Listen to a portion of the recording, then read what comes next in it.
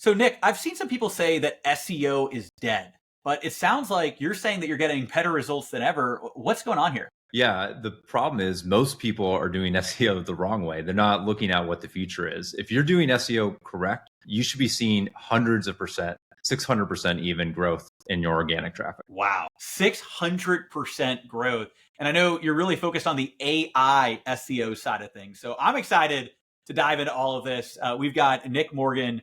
He's become a new friend. We met at a mastermind recently, and he is an expert at all things AI SEO, LinkedIn AI automated outreach. He's a founder and CEO of Prospectus Labs. And I'm so excited to have him on today's podcast because we're going to be diving into the cutting edge of AI SEO, AI LinkedIn, lead gen, and a whole lot more. Nick, thanks so much for joining me on the podcast. Love to be here, Aleric. I'm really excited to talk about this. This is something that not enough people are paying attention to. And this is the biggest opportunity that I've seen in SEO in my 2 decades of doing it. Wow. Okay. So we have to talk about this because we're going to dive into some of your backstory in a second. I also know there's, to kind of get to this spot. But I think just jumping right in, because that's what we love to do at the Marketing Minds podcast. What are you seeing right now with AI and how that's impacting SEO? Like, what is that big difference? And what is the difference between people that honestly are struggling and people like you're saying that are getting 600% plus growth in their SEO? Yeah. So the crazy part is that all of it is driven by AI. So I just got back from SMS Advance a few weeks back, a few months ago at this point, and everyone was panicking, like all these big players panicking about what's going on in SEO. Most of them were down 20, 30, 40% in traffic, like year over year. And they were down before that even happened. And what's going on is there's been a fundamental shift in how Google works. What most people are trying to blame it on is the AI overviews on Google and saying everyone's showing up there. And so like no one's clicking on that. That's pushing things down. That's not really what's going on. What's happened is we moved from a more traditional, like what we all grew up with, SEO ranking. You have content and matches the search. You might have some backlinks and it's going to rank. That's no longer really how Google's doing it. They're moving more towards a vector analysis and how they optimize. And they're doing that because that's how AI is optimized to learn. And so they're looking for clusters of content that are tightly related that show that you're an expert. And the deeper you go and the more specific you get, the more likely you are to rank. And they're even shifted in the last week to dual vector analysis. So they're looking at less content, but more specific content. And so a lot of these players that went out there and put a bunch of general content out there are now no longer able to rank or rank like they used to because Google is seeing them as a generalist. And that's also hurting their ability to rank for LLMs, for ChatGPT, Claude, Gemini, any of them, because their content isn't structured properly. Wow. So it's really a shift because at some point, I remember, SEO strategies in the past, there was a very big focus on quantity. All right, get as many articles out there, get backlinks, get all this stuff. But now it sounds like it's shifting towards quality as you get more into the AI side. So what is that strategy? And there's a lot we're going to dive into. We're going to dive into the AI component. But just even at a broad level, let's say somebody's been doing SEO for a long time and they've been following the old strategy and all of a sudden this is all shifting. How does that person adapt? Like, what do you recommend? Do you recommend they actually take things down potentially and focus more on quality? Like, what does that shift actually look like? Remove content. And this is new because you would never have done this in the past. But what we're seeing is those big players that are losing ground. The way that they're trying to gain it back is by taking pages off, hundreds, if not thousands of pages they're deleting from their site so their site can be more focused. And what's important nowadays is that you create like a cluster of content. And so you're going to create like a vertical map is what we typically recommend, where you have a core thing that you're all about. And then from there, you work yourself down into more and more specific topics, focusing on localization. And when I say localization, I don't necessarily mean localized to a specific city or region, but localized to a target market. So like if you're selling YouTube ads, for instance, you would write YouTube ads for coaching businesses. Like you'd write content around that as opposed to just generalized YouTube content. You would still do the interrogatory, so the questions, who, what, when, where, why type of topics, and focus in on those in a very specific way. You're not going to do generalized content. You're not just going to say high level, this is what YouTube is. And that's never been a good strategy, but that's what a lot of people have done. But if you're a big enough player, you could rank for that because you can get all the backlinks, you create good resources. But that's just slowly starting to, well, a while ago it was slowly stopping to work with some of the updates then, but now it's just completely ineffective. And it's something that you could get started pretty easily on. There's AI that you can use to, like, even just basic things like ChatGPT to help create that map is big. And you just need to make sure you're talking about helping to create a vector-based content map for your website. And that's like, if that's the only thing someone gets out of today, they've come out of this ahead, because that by itself will get you ranking in a big way. I love it. I love that, just jumping in with some golden nuggets right off the bat, and counterintuitive advice. I mean to say, like, people wouldn't even realize that taking articles away can actually boost you up, because that was so contrary to what everybody heard in the past, kind of stacking up all these different articles. And so to think about it that way, there's really a lot to think about. And so with these different clusters, is there a certain number of clusters you want to shoot for? Should it just be one core cluster? What is the right number of kind of these subtopics, or if it's maybe local SEO regions that you would recommend? Yeah, so typically what we recommend is that a website has no more than 3 like high level focused items. And then from there, you can get as specific as you want within those categories, but you don't want to deviate from that. Like, so if you're focused on YouTube ads and maybe Facebook ads and maybe, CTV, you're going to have like content that's really focused on that, but you're not going to all of a sudden start writing content about direct mail or, let's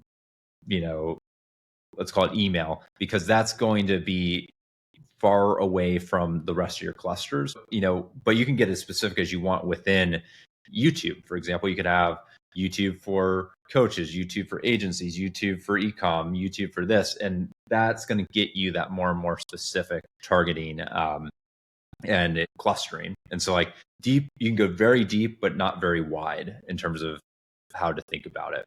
That makes sense. And it also makes sense as to how these AI algorithms are going to be looking for that, because then it shows up that you're very clearly the expert. We're going to keep drilling down into this because I think there's so much value. But again, just a reminder for everybody who's listening and watching, we're going to dive into some of the LinkedIn AI strategies, which I'm also really excited to hear more about as well. But Nick, so with the AI SEO, what have you seen are some of the biggest do's and don'ts with this new shift in terms of the type of like how the content should be structured? Like, is it okay to have AI write the content, or is human content performing better? In addition to that, are there certain keyword strategies that you should use or not use anymore? So it makes sense with the clusters, but let's take a step deeper with the actual content itself. What are some of the big do's and don'ts currently? Yeah, so AI is your friend when it comes to creating content, but you do have to be careful about how much you're relying on it. When you use purely AI content that's not edited, it does not do well. But bad human content also doesn't do well, and when it's not edited. So it's not really saying AI is bad, but really what you have to do is use AI to help build the infrastructure for what you're targeting. You don't have to go out and target every single keyword variant that you can possibly think of. You just have to make sure your topic makes sense, because that's what vectoring is. Like, it's going to know slight differences in what's going on, because it's looking at the context of what you're talking about, not just the words that are written on the page. It's the whole thing.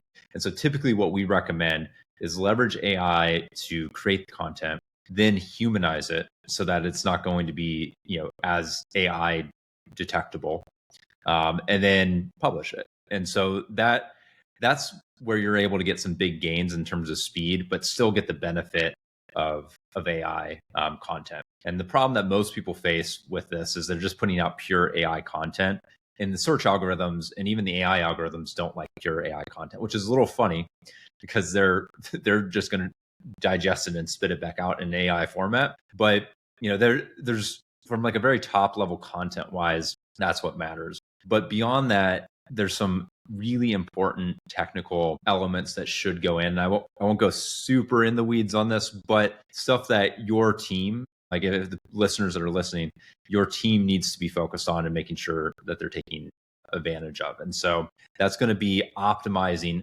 for AI. And so, yes, you want to, consumers are still using your content, but more and more you've got the new ChatGPT launch of the agent, right? And so the agent's going on the site looking for information. You've got the bots that are crawling the site to gather the information, and all of it needs to be tailored to that technology, that AI technology that's going to be crawling. And so that really means that things like schema markup makes a huge difference from a contextualization standpoint. Most people ignore schema, and that is one of the biggest things that AI looks to see. It's on your site to see if it's even relevant to what you're doing. Beyond that, you want to make sure that you're doing the contextualization for the bots so they're not having to work hard.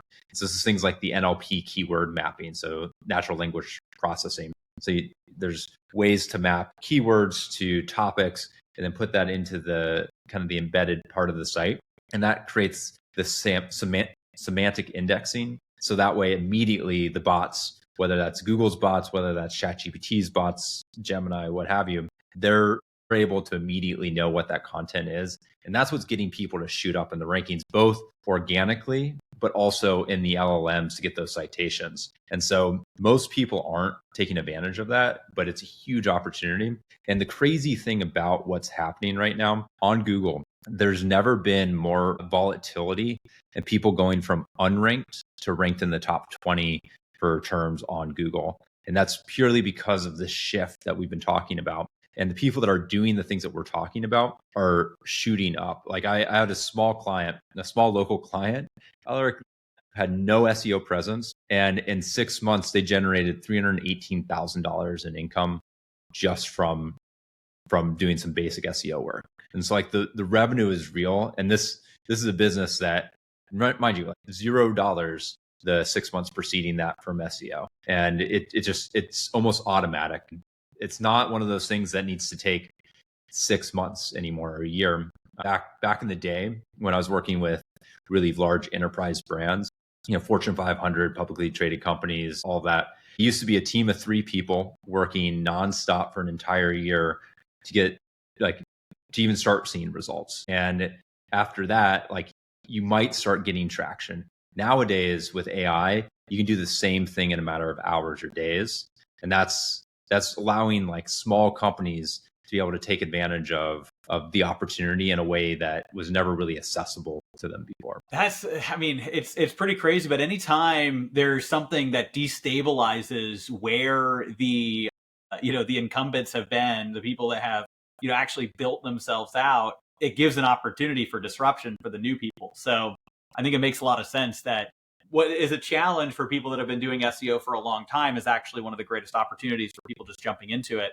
And then also those people that are doing a lot of SEO to pivot quickly and have the best of both worlds. I think it makes a lot of sense. Now, on this, I know one of the big things you talk about is AI SEO. And this gets a little bit into your strategy and how your process works. I know you've developed some software and things around this. I'm very curious about that because, this is a slightly different world than the main world that I'm in on the paid ad side, right? But when it comes to SEO, in the past, it's kind of been, okay, an article goes up and that's the article. But I know one of the things that you're sharing is now AI in real time can potentially adapt things. How does that strategy work? How does that model with the AI SEO strategy and some of the ways that can kind of adapt content?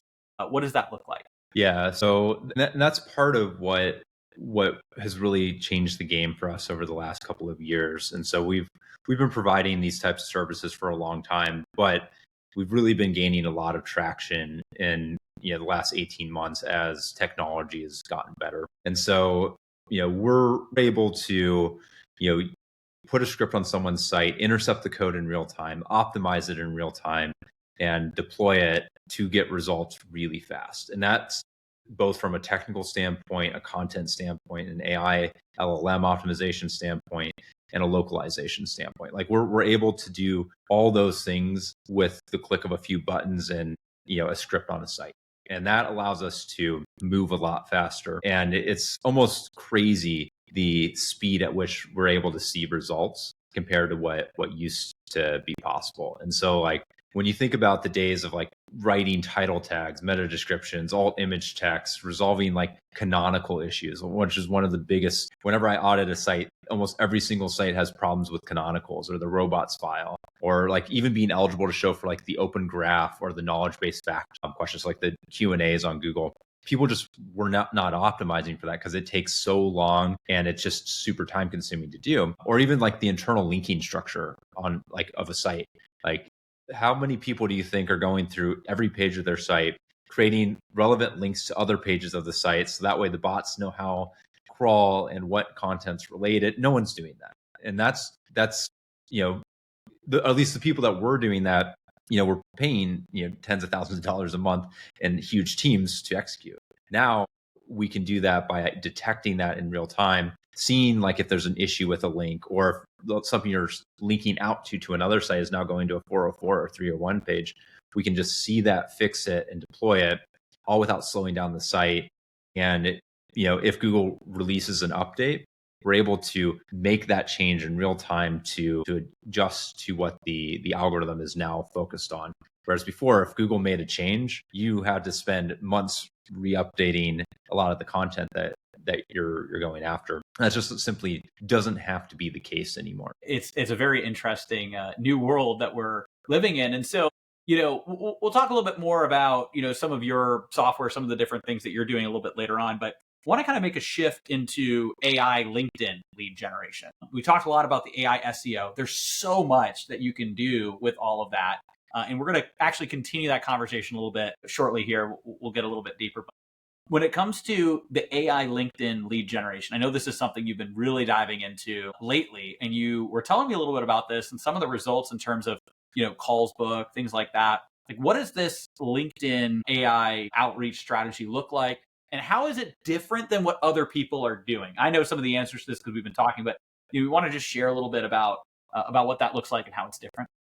Yeah. So if you've ever done cold outreach, you know that historically it doesn't work very well. And there are a couple of ways that people have approached this in the past, right? There's, sending out a ton of cold emails or messages, and maybe you get a 1% response rate, 2% if you got a really good game plan. But you also have to be careful about like all the rules and regulations and protecting your domain and stuff like that. So like the response rate is incredibly low. Now, over time, there was a shift to having a human do this work. And a human would go out, send LinkedIn messages to individuals. Maybe they're doing a little bit of research, maybe they're not. Then you'd have to rely on that person to do the follow-up. And that would get slightly better results. And that was kind of where things had started to shift. But with technology and what we've built out on our side, we've really changed the game of how cold outreach works. And it's pretty impressive. So the way that we do it is we take an AI, we train it on someone's offer, then we train it on their target market. And then we take that, and on LinkedIn and email, we're going to build a plan to follow up with those people. But before we start sending out those emails, the AI will go out and research each individual that we'll be following up with.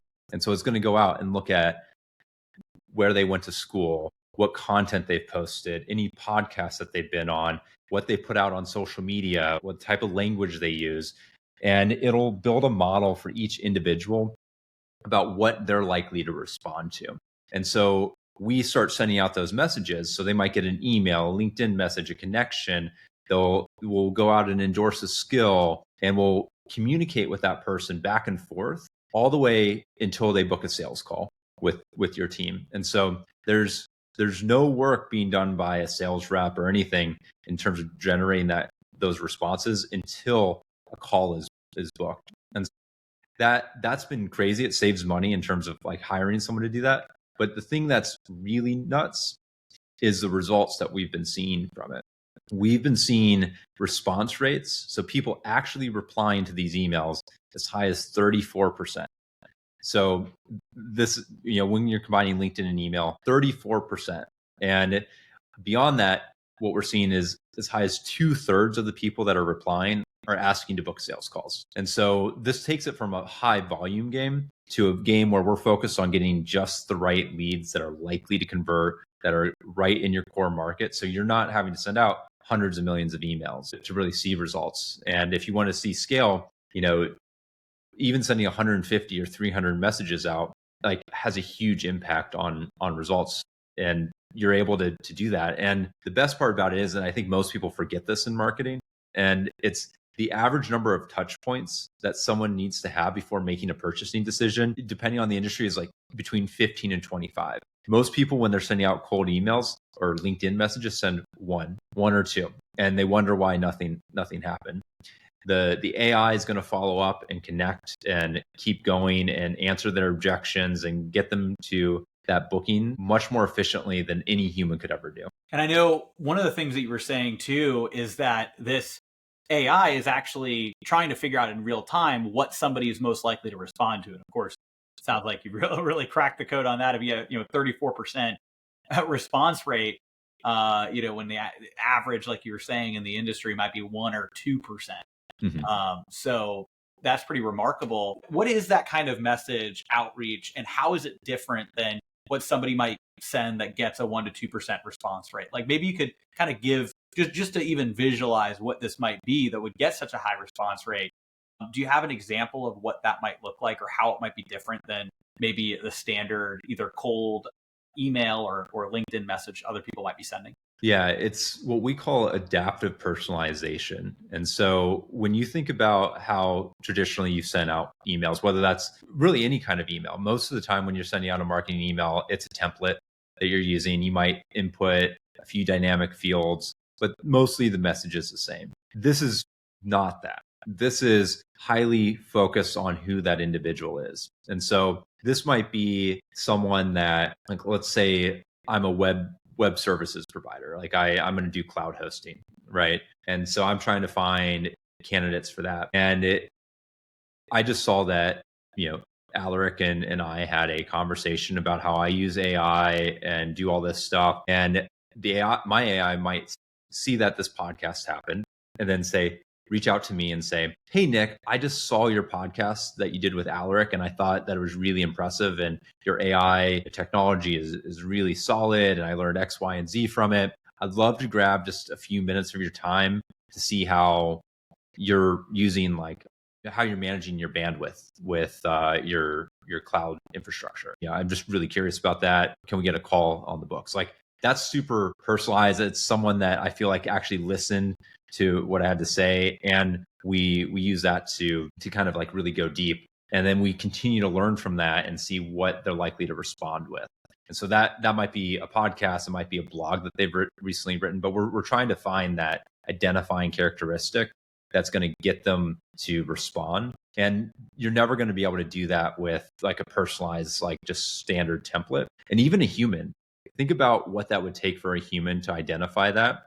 Like, even if a human spent 30 minutes researching every individual that they responded to, they're still probably not picking up on that because they'd have to watch the entire video. They're not watching at 100x speed because they're not a robot. And so you don't have the ability to operate at that efficiency, whereas an AI can and easily does. And so that allows us to really crack the code and then finding like other unique hooks to get them in. And that's where we train the AI to really turn that corner to get the best result possible. It's almost at this weird stage where AI can actually be even more personalized than people can be, right? So it's kind of leapfrogged over that, where in the past maybe automated messages would be very clear it's automated, but this is almost to another degree of personalization that even a human can't do, which is getting into a whole new world with AI. And I'm going to talk about that in a second because I'm very curious your take on where AI is going.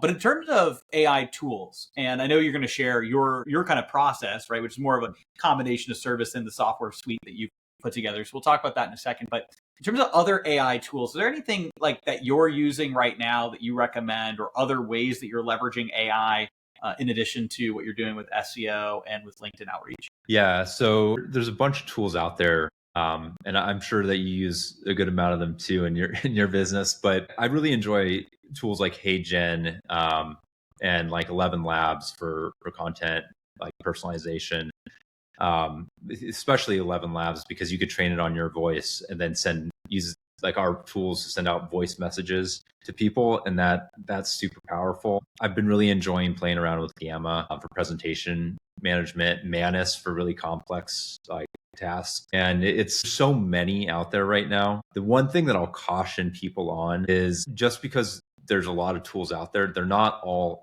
good, and some are great if you use them well and not great if you don't. But I think the bigger picture here is the importance of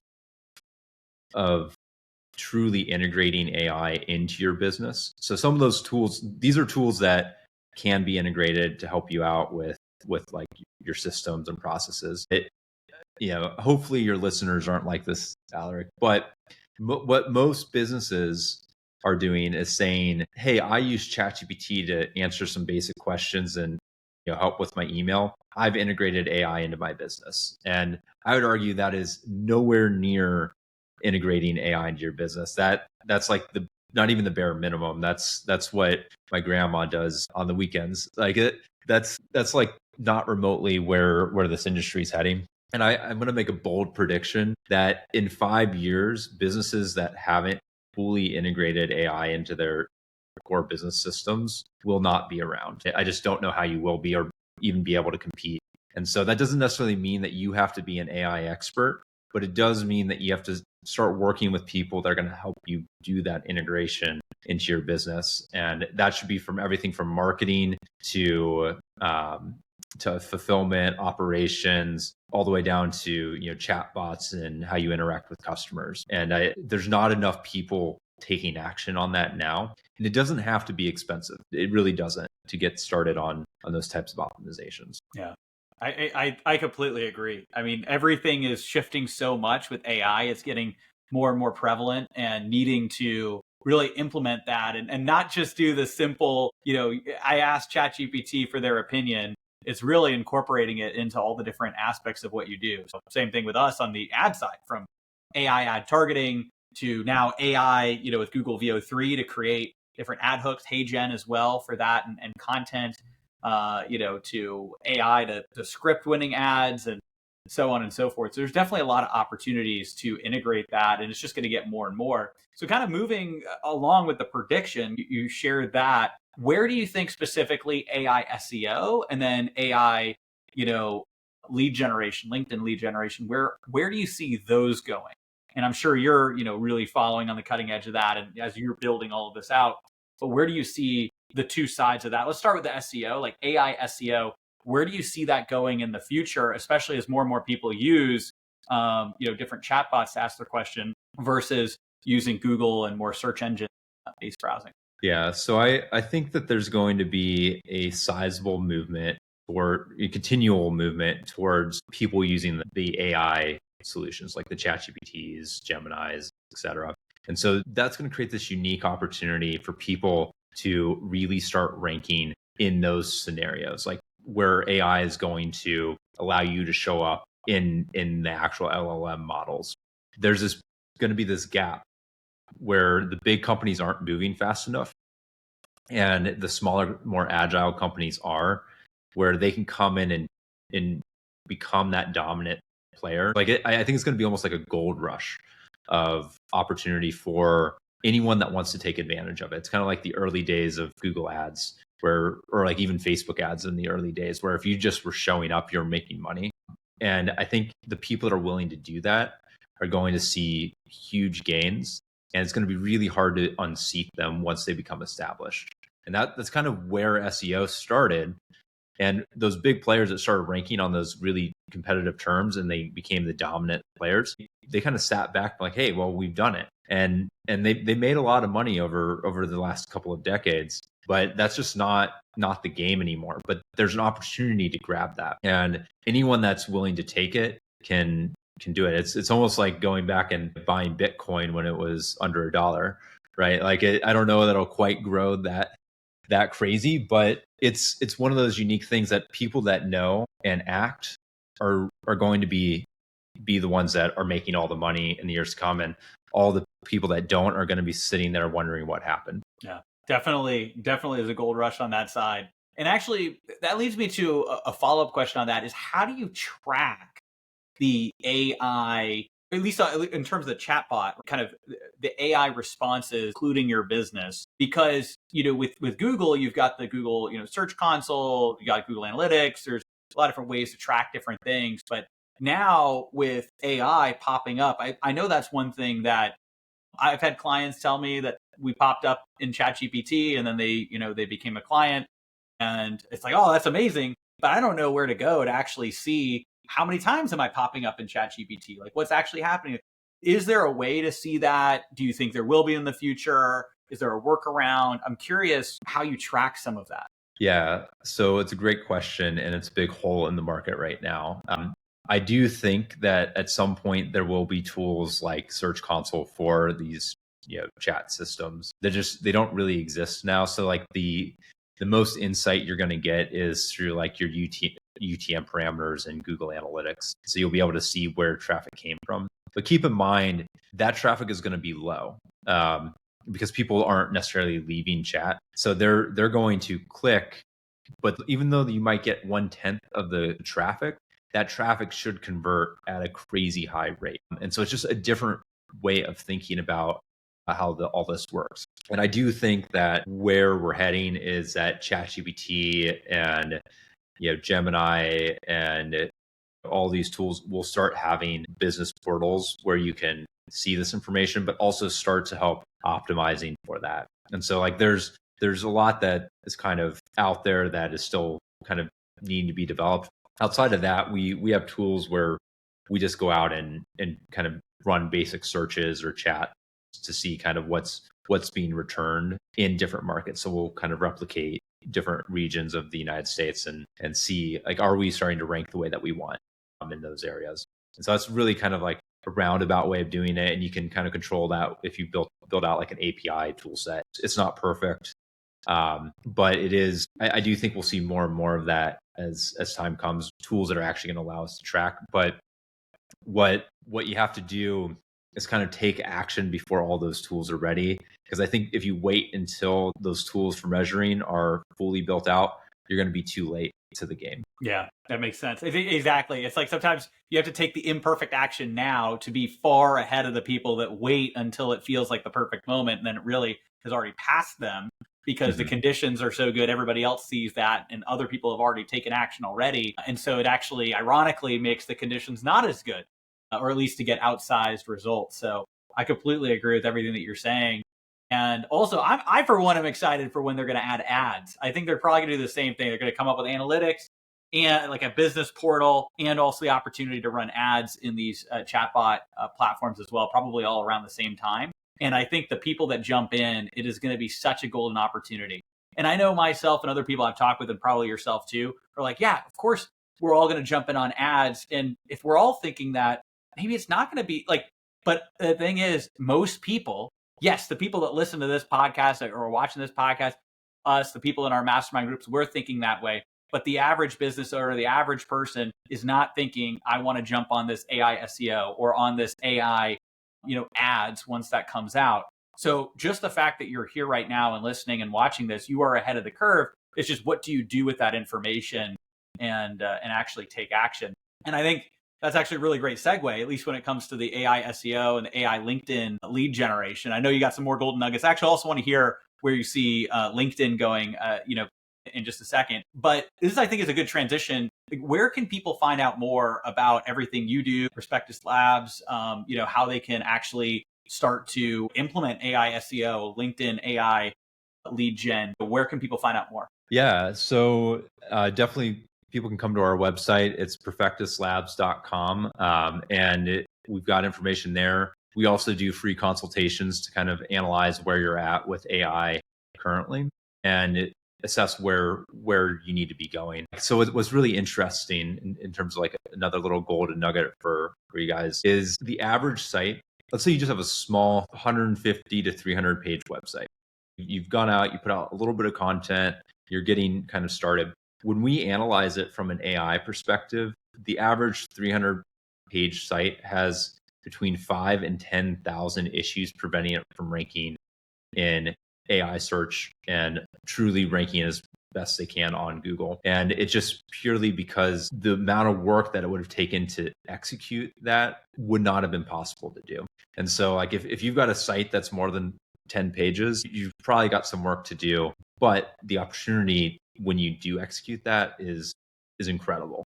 And so it's one of those things where the issues that you have might be a lot bigger than what you think, but they can be resolved a lot faster than what you might think is possible. Absolutely. Absolutely. So we'll put the links down there in the description. Prospectus Labs, definitely go and check that out. And all right, so I want to hear your prediction about LinkedIn and where that's going, where AI outreach on LinkedIn, also email outreach too, right? Where is the AI cold outreach going? And then any final golden nuggets we have as well. But we'll start with that question. Where is AI outreach going on LinkedIn, cold email, things like that? So I think that we're going to see a shift to more and more custom, truly integrated AI solutions in both email and LinkedIn communication that will kind of replace the entirety of what we've thought of as CRM-based marketing to date. What's really been interesting to me, if you've been in the email game for a while now, deliverability is way down. Like people have, like I had a friend of mine that was in the info business, sending out hundreds of millions of emails a month, and a few years ago they got offered $25 million to be purchased, and they just shut down in the last couple of months. They went from $25 million offer to zero because they could not get their emails inbox, at the rate that needed to be done. And so what's happened is the AI on Google's side has gotten really better, especially Gmail, but the other platforms as well have started sorting the emails into the promotions tab much more effectively and efficiently. And they also are sorting them. If they're not going to the promotions, are going into spam. Very few marketing emails end up in the main inbox. And that's because Google is seeing them as ineffective and not useful. And when we come out of the gate, so like people that might have been getting 30, 40, 50% open rates are now down to 20 to 15% open rates. And so it's making the game impossible. And that's true of LinkedIn. People are getting all this junk email and LinkedIn messages, and they're getting deleted and sorted and not coming through. But when you create that personalization and you start getting those really high open rates and those click rates and that engagement, like the chance that you end up in the inbox is so much greater. We're seeing as high as 94% of emails get landed in the main inbox when we use the AI personalization, which is part of the reason why we see such a high response rate. And so I think we're going to see that dramatic shift happen more and more as we continue to move forward. It's definitely, yeah, it's so interesting because, you could have a copywriter writing an email as a human that gets sent out as a marketing blast that goes to the promotions or even potentially spam folder. And then you have an AI writing a personalized message that's not even touched by a person, and that goes straight to the primary inbox. It's a whole new world that we're living in, and it's one of those things where things are kind of flipped on top of its head.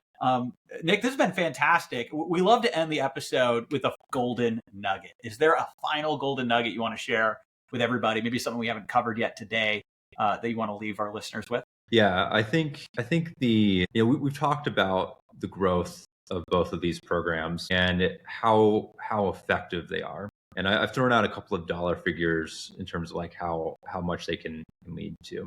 But it's almost unbelievable what's possible with some of these programs. So with the AI program, if you come in and you do the actual work and implement it, the average client is getting 20 to 30 leads per month from that are all worth $5,000 to $10,000. The cold email program paired with the LinkedIn work that we do, in month one, we're seeing as high as 200K in sales from that program. It's truly kind of this amazing opportunity to revolutionize what's possible in this game. And it's reminiscent of the early days of marketing, online marketing. We've been around for a little while to see how things ramped up and crest and fallen. With Facebook ads, the heydays are not here anymore. With Google ads, they're not there anymore in the same way. You have to be a lot more strategic, as you know. You have to know how to do it, and there's a lot more things. But this is the opportunity for people that haven't necessarily been on the cutting edge up to this point to really gain ground. And I think that if you're ready to take that that step in the right direction, you can blow past these people that have been sitting on their laurels for a long time. And so I'm excited to see about kind of where we're heading as an online community, but it's truly the frontier again when it comes to this. If anyone walks away with anything from this podcast, it should be that I need to take action today, because if you're doing ads well, that's really powerful. If you're doing LinkedIn and you layer in email and communication, all the better. What I'll wrap up with is if you're doing traditional email, you're losing out. But if you start to incorporate AI into it and leverage that, I think that there's a big opportunity. And one final golden nugget, there's a new opportunity. So a lot of people have heard about the anonymized email sending. Like, some people come to your site and they opt in. They may not have opted in, but you can email them.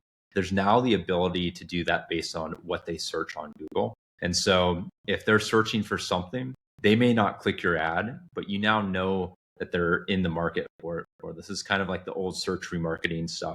But now we can identify those people individually and start reaching out to them. And so it's a whole new cold email strategy that is just starting to become available. And so if you're really out there doing some amazing stuff, that's something that you should start looking into from a growth perspective. Amazing.